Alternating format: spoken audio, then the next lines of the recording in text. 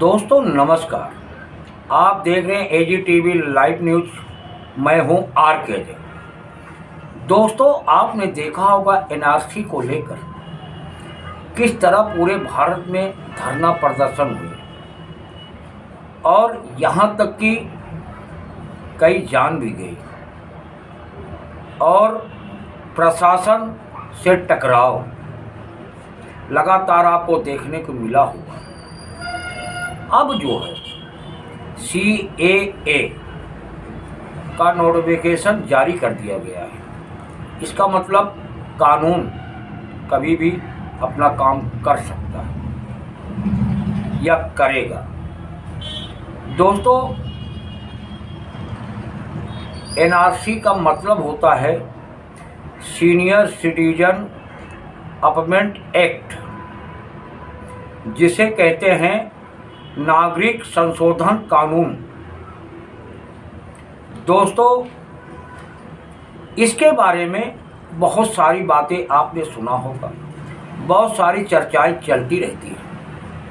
सरकार जब इसका नोटिफिकेशन जारी किया तो लोगों के दिलों में अनेक प्रकार के भावनाएं उत्पन्न हुई। क्या हमारी नागरिकता तो इससे नहीं जाएगी,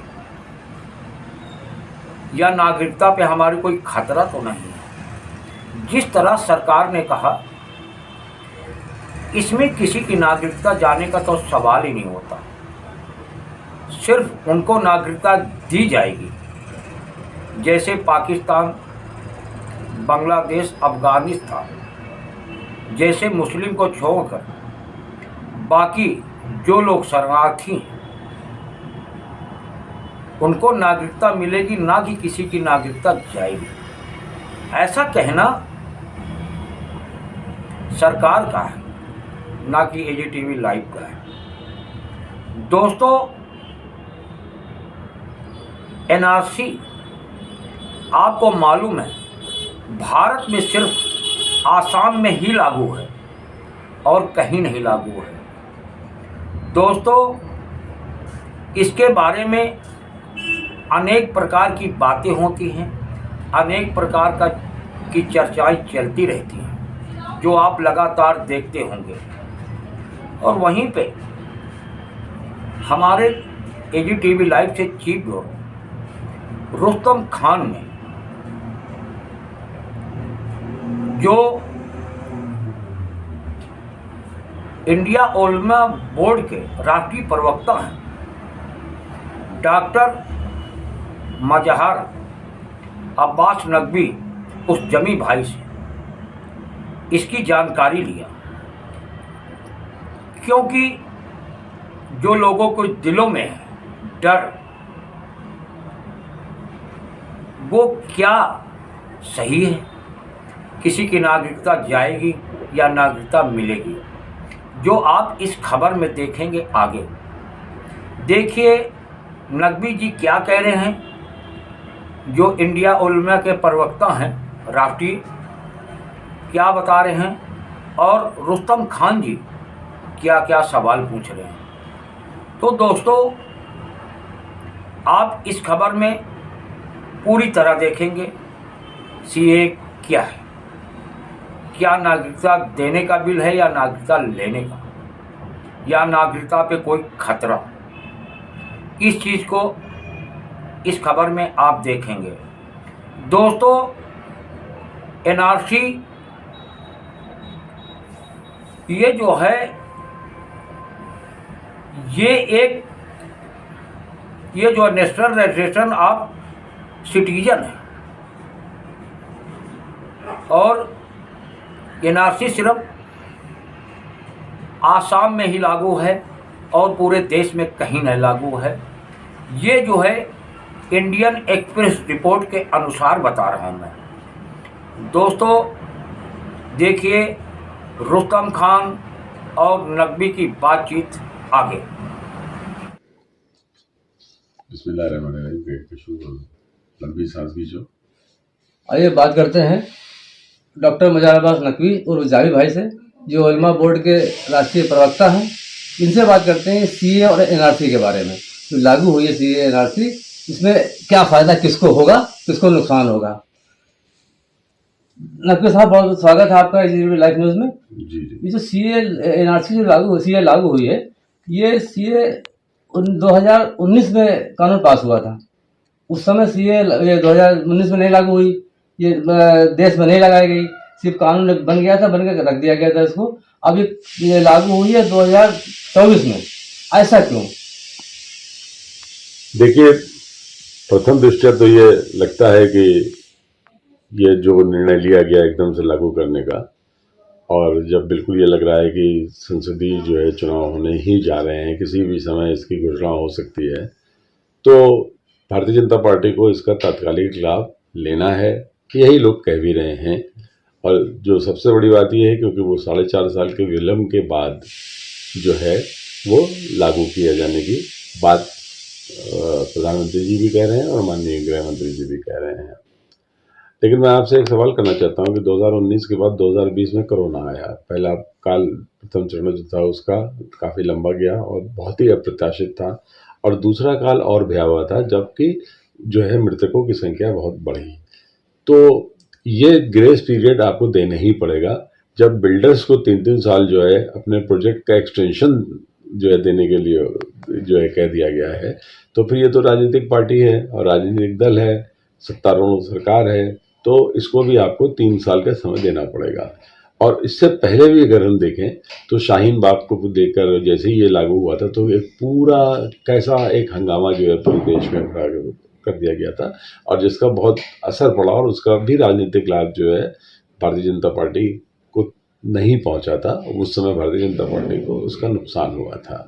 तो हमारा ये कहना है कि कोई भी राजनीतिक दल है और वो अगर राजनीतिक लाभ के लिए कुछ तत्कालिक निर्णय लेता है तो ले रहा है, क्योंकि वो तो बार बार स्पष्ट कर चुके थे, उनकी चुनावी मुहिम पर का ये एक एजेंडा था कि हम जो है कश्मीर से जो है 370 धारा जो है वो समाप्त करेंगे, हम जो है देश विरोधी गतिविधियों के खिलाफ बुलडोजर चलवाएंगे। और अब जाके उन्होंने ये भी कहा था कि हम जो है CAA NCR जो है नेशनल सिटीजनशिप रजिस्टर, इसको हम लागू करेंगे, और उन्होंने अपना लागू कर दिया। इस समय लागू करा, ठीक है, इसका राजनीतिक लाभ उठाने का उद्देश्य है। लेकिन मैं ये पूछना चाहता हूँ कि आज जो लोग इसमें इतना उधम मचा रहे हैं, शाहीन बाग का सवाल उठा रहे हैं, तो ये 4.5 साल क्या करते रहे? हमने कोई लीगल रेमेडी क्यों नहीं की है? अब अदालत में कौन गया है? इंडियन नेशनल मुस्लिम लीग, इंडियन यूनियन मुस्लिम लीग, और जो दूसरे बड़े राजनीतिक लाभ लेने वाले दल हैं, उसमें मैं AIMM का भी नाम लेना चाहता हूँ। वो खुद बैरिस्टर हैं, क्या करा उन्होंने, क्या कहा, और अब तो ऐसा लग रहा है कि वो भारतीय जनता पार्टी की बी टीम की तरह हमेशा से काम करते हैं, और 10 मेडिकल कॉलेज उनके चलते हैं, तो वो तो हमें नहीं लगता है कि केंद्र सरकार से पंगा लेने की स्थिति में है। ED से सब लोग डरते हैं। तो कुल मिलाकर मेरा ये मानना है कि देखिए, अगर कोई अल्पसंख्यक समुदाय का व्यक्ति पाकिस्तान, श्रीलंका और अफगानिस्तान में नहीं जी पा रहा है, तो वो कहीं पर भी असाइलम लेने के लिए अधिकार उसका सुरक्षित है। राजनीतिक शरण अमित शाह जी कह रहे थे, श्री अमित शाह जी गृह मंत्री ने कही थी कि इसमें ये जो CA NRC ला रहे हैं, ये नागरिकता देने का मामला है, लेने का नहीं। लेकिन जो मुसलमानों में एक डर भरा हुआ है, वो डर कैसे दूर होगा?